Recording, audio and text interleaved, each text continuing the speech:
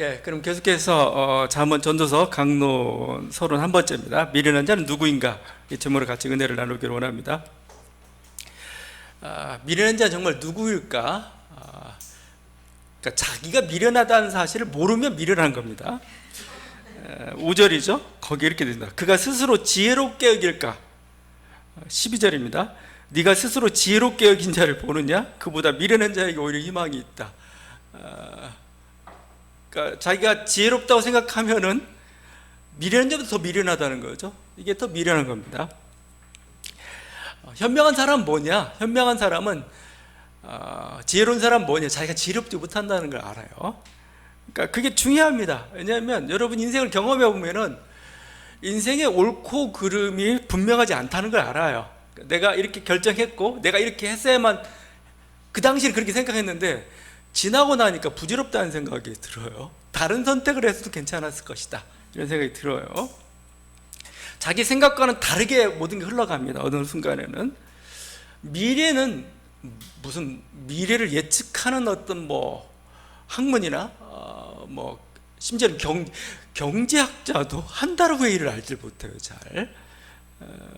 주식이나 아니면 모든 어떤 것은 거의 전문가들도 거의 반반이라고 얘기해요. 현명한 결정했다고 생각했는데 나중에 보면 자기 욕심이었어요. 자기 어리석음이었습니다. 그러니까 모르겠구나. 이게 정말 어떻게 보면 우리 인생을 산 어떤 현명한 자의 모습이죠. 반면에 이 미련한 자는 오히려 확신에 가득 차요. 이게 맞아, 이게 옳아. 그리고 자신 지혜로운 자처럼 생각하는 거죠. 이런 사람들, 미련한 자가 들어야 될 명언은 소크라테스의 말이죠. 너 자신을 알라죠. 너 자신을 알라. 소크라테스의 명언인데 실제적으로는 소크라테스의 명언이 아니고 델포이에 가게 되면 거기에 이제 여러 가지 사람들이 점치러 와요. 자기 인생에 여러 가지 어떤 아니면 나라의 장래를 물어보죠. 그러면 거기 무녀가 신탁을 줍니다. 그걸 신탁이라고 하죠. 델포이가 신의 뜻을 묻는 곳으로 유명해요. 거기에는 여러 가지 그 유명한 어떤 신탁들이 있습니다. 근데 짧은 경구로 되어 있다고요. 너 자신을 알라도 그 중에 하나입니다. 델포이 신전에 이런 것도 있습니다. 지나치지 않게 라는 그 신탁도 있어요. 친절해라, 이거 있습니다. 친구를 사랑해라, 신을 따르라, 이게 하나의 신탁인 거죠. 근데 하여튼 이게 너 자신을 알라가 근데 왜 소크라테스의 명언으로 이렇게 알려졌는가? 그 소크라테스 친구 중 하나가 델포이 신전에서 무녀에게 이렇게 질문했어요. 그리스 전체에서 가장 현명한 사람 누구인가 하고 물었다고 합니다. 근데 그 신전 무녀의 답은 소크라테스가 모든 사람 중 가장 현명하다. 아테네에 있는 모든 사람 중 가장 현명한 사람 소크라테스다, 이렇게 얘기했습니다. 그러니까 친구가 이 소식을 전했어요. 전했더니 소크라테스가 했던 말이 이 말입니다. 자신이 무지하고 자신의 지혜는 아무 가치가 없다고 생각하기 때문에 가장 현명하다는 평가를 나는 받는다라고 얘기했어요. 내가 무지하기 때문에, 나는 그걸 알기 때문에 무지하다는 사실을. 그래서 여러분이 그 소크라테스의 대화법이 있습니다. 소크라테스의 철학을 우리가 삼파술이라면 삼파술은 마치 아이를 낳듯이 이렇게 하는 거잖아요. 근데 그 삼파술이 다른 게 아닙니다. 네가 얼마나 모르는지를 알려주는 거예요. 네가 이렇게 믿고 있지? 야, 만약에 이렇다면 그 경우를 한번 생각해봐. 그럴 때는 어떨 것 같아? 이런 식으로 계속 질문하다 보면 마지막은 제가 몰랐군요, 모르겠습니다, 이렇게 되는 거죠. 자기가 모른다는 걸 알아야 거기서부터 진짜 진리를 쌓아갈 수가 있는 거죠. 자신의 미련함을 아는 것, 이게 지혜죠, 지혜. 내가 미련하구나, 내가 알 수 없구나, 이런 어떤 자기가 미련한 사실을 알아야 그게 지혜고, 여기서 나오는 게 겸손입니다. 이런 어떤 자신이 무지하다는 사실을 아는 데서 오는 게 뭐예요? 어떤 사건이나 어떤 만남이나 어떤 일에 대한 공경심입니다. 어떤 일이 벌어져도 흔한 일처럼 보이지 않아요. 모르기 때문에 그런 거죠. 그래서 오늘 잠언 말씀은 미련한 자는 자신이 지혜롭다 생각하고 이렇게 되죠. 근데 하여튼 이 미련한 자를 어떻게 상대해야 되는가, 지금 이 문제를 오늘 말씀을 지금 잠언 말씀은 다루고 있습니다. 자, 그냥 미련한 자는 그냥 우리가 바보라고 해요. 바보는 그냥 무시하면 돼요. 그냥 그래 하고 그냥 넘어가면 됩니다. 근데 지금 오늘 잠언 말씀에서 얘기하는 걸 쫓아가다 보면은 이 미련한 자가 힘을 가지고 있어요. 권력을 가지고 있습니다. 높은 자리에 있어요. 재력이 있습니다. 근데 미련해요. 그런 문제가 발생합니다. 자기를 해칠 뿐만 아니라 다른 사람도 해칠 능력을 가지고 있습니다. 만약 이 미련한 자가 왕이라면 문제죠. 이거 그냥 단순한 문제가 아닙니다. 나라가 망할 수가 있습니다. 6절에 이렇게 되어 있죠. 미련한 자 편에 기별하는 것은 자기의 발을 베어버림과 해를 받음과 같으니라. 미련한 자에게 일을 시켜요. 너 뭐뭐 전달해줘, 뭐뭐 해줘. 그러지 말라는 겁니다. 자기 발목을 자르라는 겁니다. 자기 발목을. 미련한 자가 어떻게 엉뚱한 일을 일으키고 어떤 사고를 일으키는지. 9절이죠. 9절. 미련한 자의 입의 잠언은 술 취한 자가 손에 든 가시나무 같으니라. 이 술에 취한 사람이 가시나무 몽둥이를 가지고 있습니다. 막 휘둘러요. 막 달아나야 돼요. 위험하죠. 이와 비슷한 유럽의 속담 중에 이런 속담이 있습니다.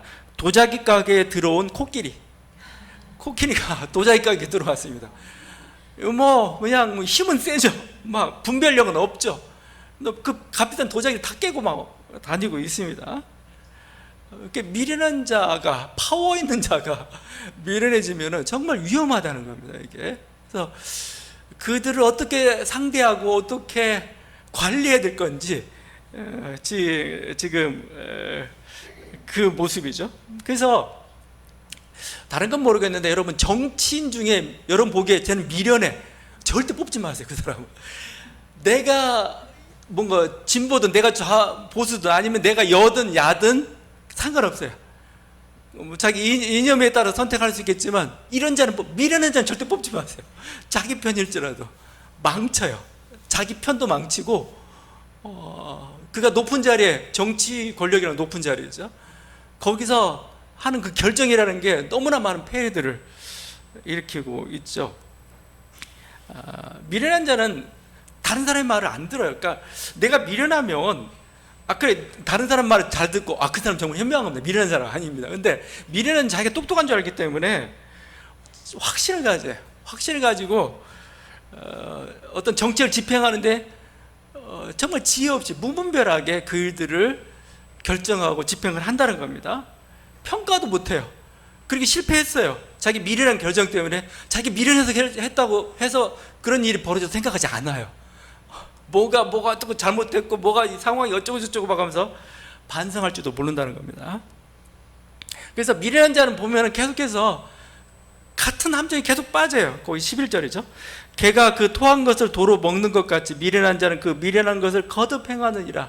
한 번에 실패했으면 그만해야 되는데 개가 토한 것을 개밥에 도토리 마냥 계속 먹다가 걸리는데 또 뱉어냈어요. 먹다가 걸리는데 또 뱉어냈어요. 그런 것처럼 계속해서 이렇게 도로 먹는 것 같다, 이렇게 얘기하고 있어요. 한 번 했던 실수를 계속 반복하는 거죠. 그러다 보니까 이런 말이 있습니다. 사람들이 입에 좀 자주 오르내렸던 말 중에 사람을 고쳤을 수 있을까? 이거죠. 미련한 자고 그런 자인데 얘 고쳤을 수 있을까? 이거 바뀔까? 전혀 사람은 좀처럼 바뀌지 않죠. 더더군다나 나이가 더 들면 아니면 자기 주관이나 자기 경험이 더 뚜렷해지면 절대 안 바꿉니다. 안 바꾸고 그냥 어리석은 계속 반복을 해요. 그래서 이 사람을 고쳤을 수 있을까? 지금도 계속 그러니까 주변에서야 우리가 만나는 교제권이 이렇게 많지는 않죠. 직접 만나는. 근데 어떤 정치인이나 어떤 유명한 사람들은 거의 우리 가족보다 더 많이 만나는 경우가 참 많습니다. SNS 이런 걸 통해서.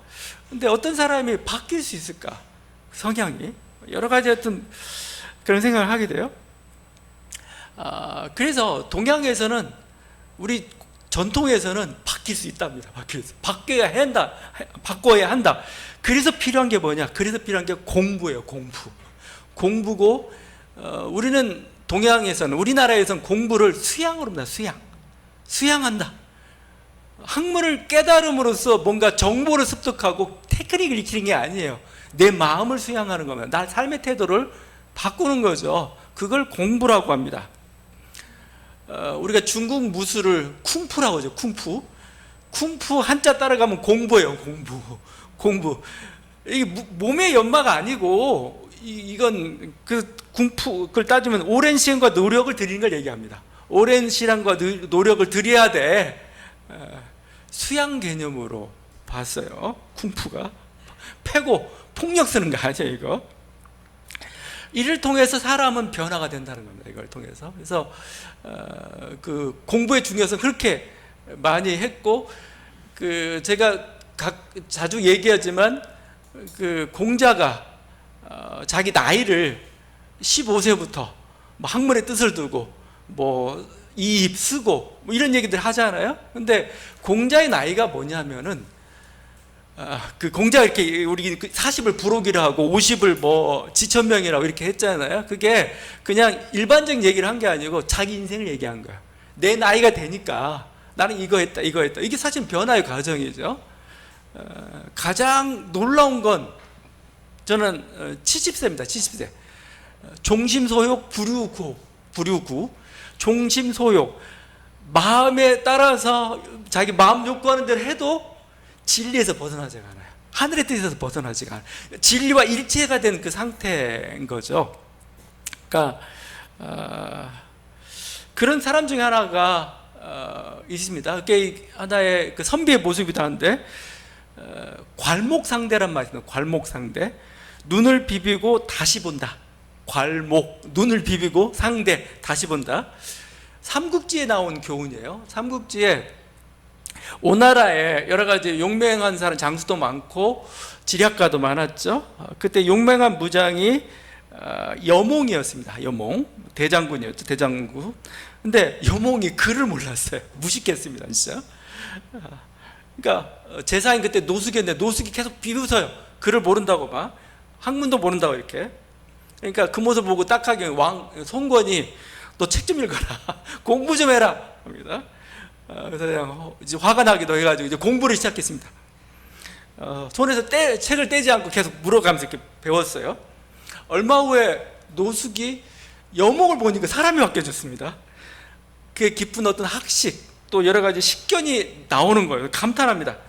그때 여몽이 했던 말이 바로 이 말입니다. 자고로 선비란 헤어진 지 사흘이 지나 만나면 눈을 비비고 다시 대해야 하는 법입니다. 그렇죠? 사흘이 지나면 눈을 비비고 다시 봐야 돼요. 여러분, 제가 지금 2주째 만났는데 제가 좀 바뀌었나요? 바뀌었으면 저분이 저 휴가 때 수도원에 아니면 기도원에 가가지고 열심히 했겠구나. 근데 그렇지 않고 똑같다. 뭐 놀고 왔구나. 괄목상대. 그러니까 그 순간에 배웠기 때문에 사람이 바뀌는 거예요. 그러니까 우리 동양에서, 우리 고전에서 죽을 때까지 배워야 됩니다. 여러분. 공부를 해야 되는 거죠. 공부의 목적이 뭐냐? 지식 습득이 아닌 사실은 자기 수양이라고 할 수가 있어요. 계속 해야 되는 거죠. 그래서 하여튼 사람 바뀔 수 있을까? 공부해야 바뀝니다. 공부해야. 공부 안 하면, 내가 공부 않고 그냥 나이만 들면 안 바뀌어요. 오히려 더 굳어집니다. 공부해야 바뀝니다. 공자가 얘기했던 그 나이대 단계에 맞는 하늘의 뜻을 알고 이순의 나이가 되고 지천명의 모든 그 나이대는 공부해야 그 나이가 이룬 거지, 그냥 저절로 되는 거 아니에요. 만약에 이렇게 공부가 부족하다는가 하면 사람이 바뀌는 또 다른 방법이 있을까? 환경을 바꾸는 겁니다. 제가 볼 때는 환경을 바꾸면 또 사람이 바뀌어요. 이게. 그러니까 좋은 환경에서 지혜로운 사람이 나옵니다. 그 맹자편에 이런 말이 나와요. 공손추 상에 나왔던 얘기인데, 맹자편에 두 종류의 직업을 얘기해요. 화살을 만드는 사람이 있습니다. 한쪽은 갑옷을 만드는 사람이 있어요. 근데 직업에 따라 달라요.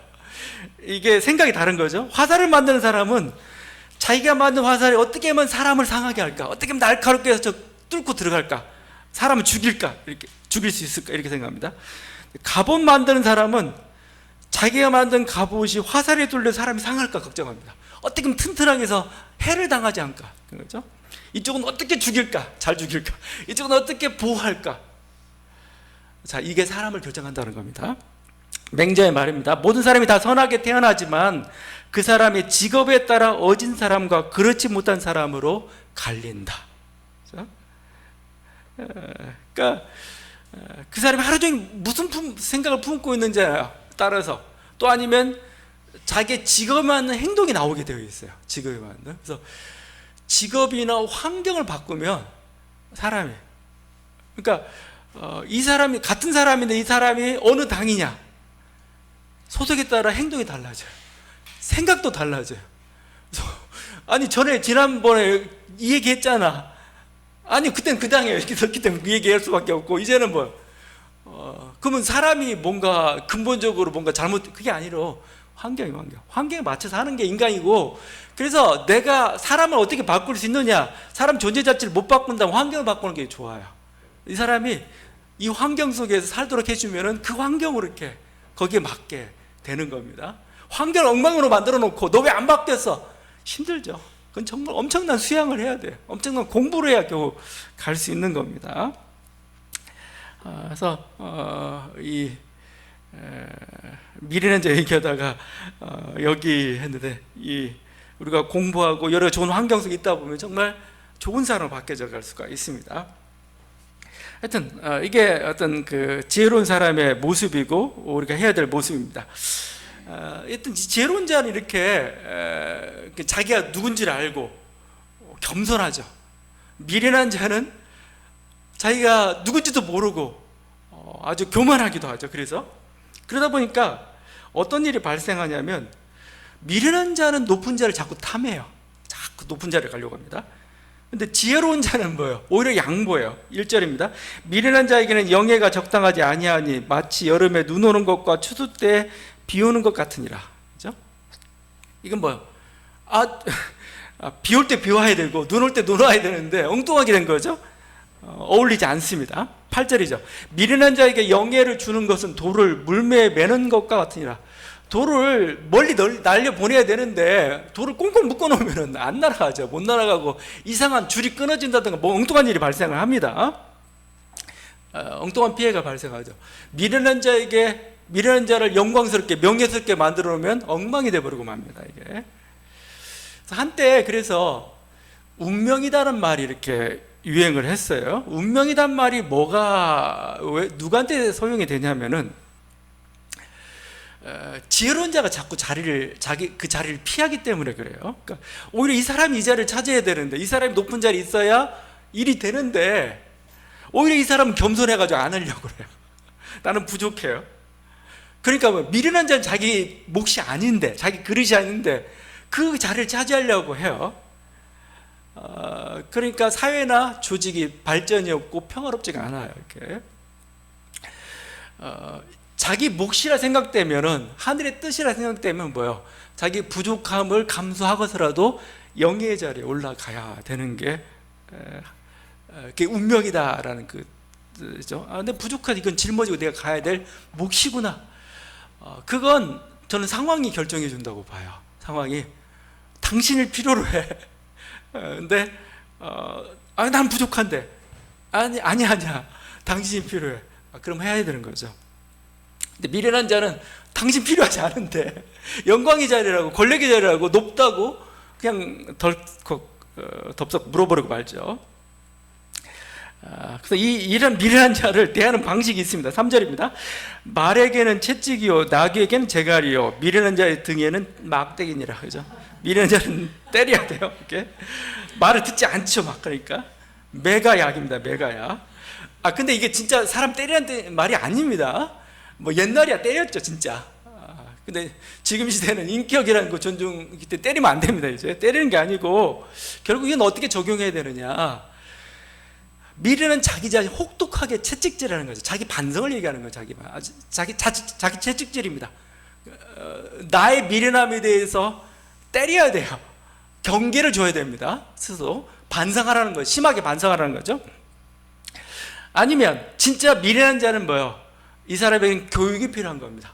교육이 채찍이에요. 다른 게 아니고 가르치는 거죠.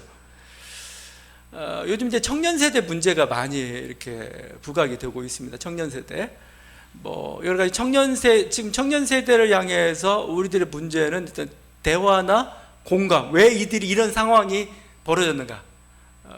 사실은 그런 상황을 만들어 놨거든요. 우리가 그런 상황을 만들어 놓고 있는 어떤 그 모습이니까 그걸 통해서 뭔가 대화와 공감이 좀 필요합니다. 근데 거기까지만 멈춰서는 안 되죠. 왜냐하면 아직은 청년 세대는 미성숙한 세대가 되어 있습니다. 그러니까 교육이 좀 필요해요. 교육이. 그래서 지금 어떤 그 매우 이기적인 어떤 모습, 아니면 약육강식의 어떤 정글의 법칙에 그냥 휩쓸려간 그 삶의 모습을, 그러니까 청년 세대가 가지고 있는 이 생각이라는 게 자기 생각이 아니에요. 그것도 세상이 주어진, 은연중에 주어진 남의 생각이에요. 남의 생각. 자기 생각을 분명히 가질 수 있도록 해야죠. 그게 교육입니다. 사실.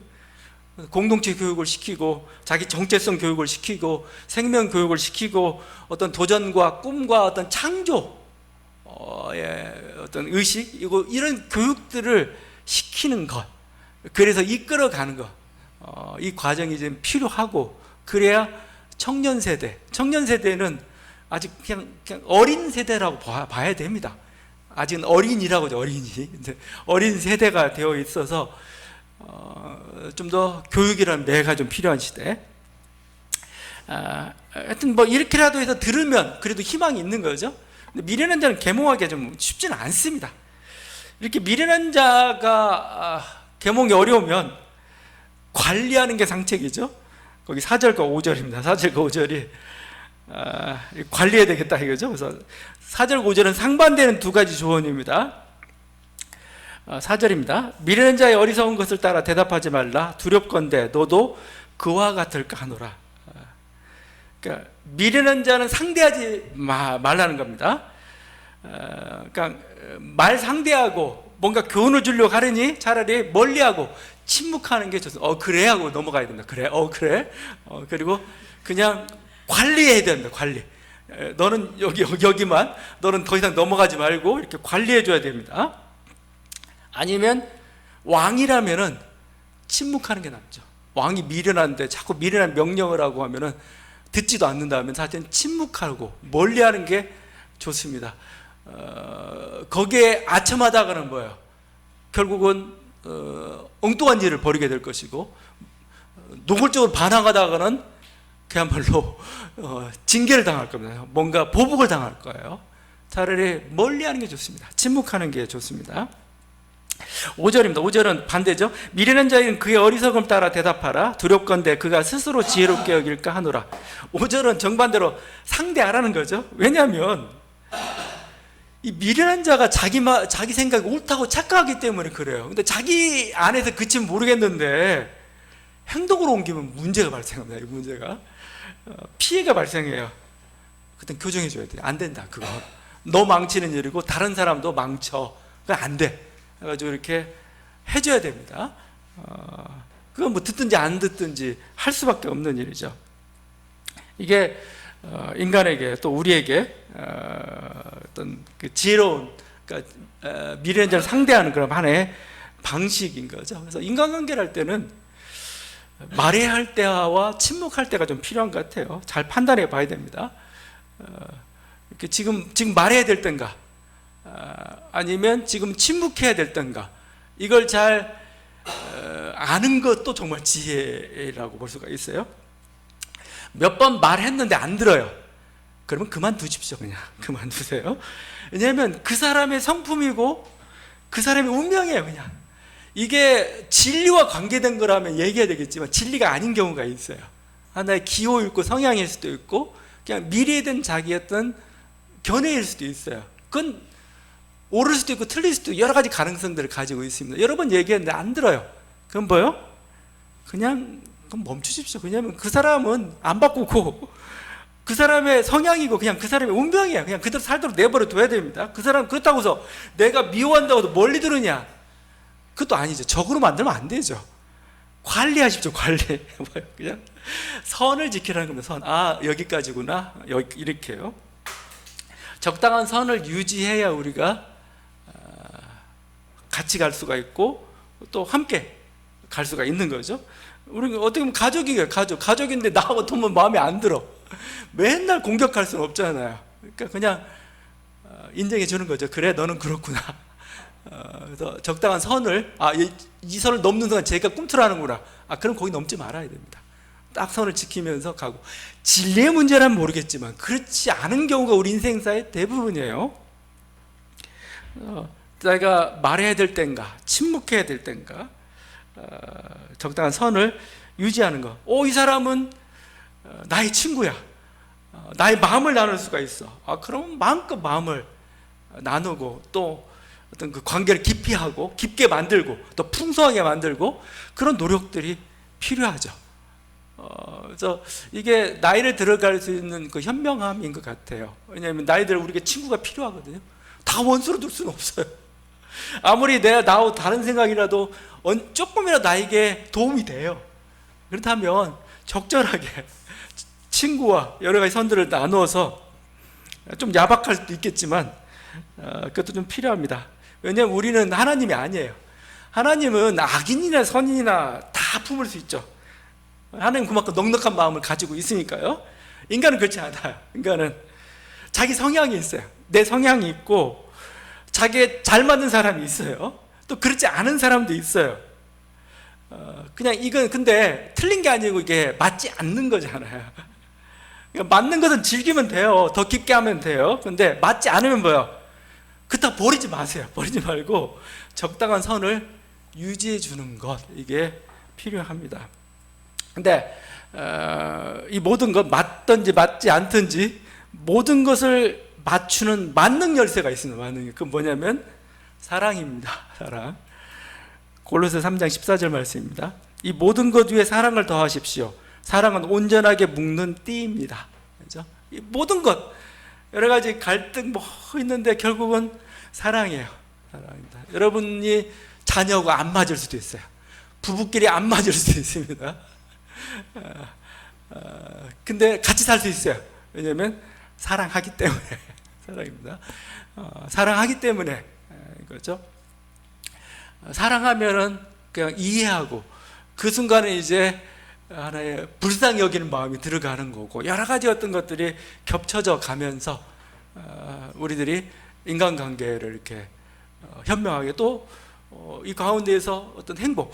그래서 이 사랑한다는 건 또 놀라운, 제가 앞에 사람이 변할까라고 했는데 이 사랑한다는 것, 사랑받는다는 것은 정말 놀라운 일입니다. 놀라운 일인 게 뭐냐면 맞지 않더라도 그 때문에 서로 갈라지진 않아요. 서로 싸우진 않아요. 사랑이 가지고 놀라운 그 힘이고 그냥 이해해 주는 거죠. 저 사람 저런 거구나. 우리가 그걸 할 때 우리 삶 속에서 현명한 일들, 그래서 어떤 조직이나 교회도 마찬가지입니다. 제가 여러분에게 원하는 것은 저를 사랑해 달라는 거예요. 네가 이런 거 저런 거 이렇게 물론 그럴 수도 있지만 더 중요한 건 사랑받는 겁니다. 사랑해주면 거기까지입니다. 듣든지 아니 듣든지 그건 다음 건데 더 중요한 건 사랑이고 사랑이 바로 우리 인간관계를 더욱 행복하게 만들어준다는 이 은혜가 있는 저와 여러분 되기를 간절히 바라며 기도하시겠습니다.